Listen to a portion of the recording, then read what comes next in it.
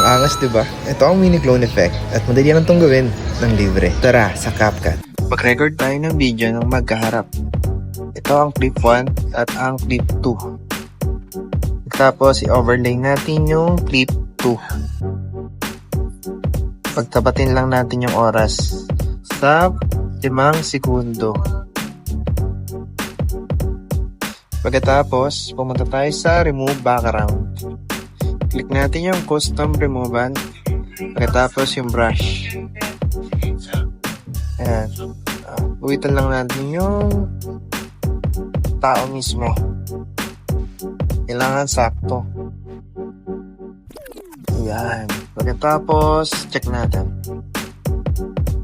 Tapos, kiitan lang natin siya. Tapos, maglagay tayo ng filter.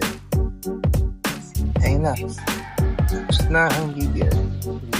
Tapos, ay kailangan na natin siyang i-export.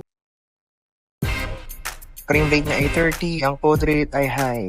As 1080p. Tapos, ayun na. Meron ka ng mini clone effect.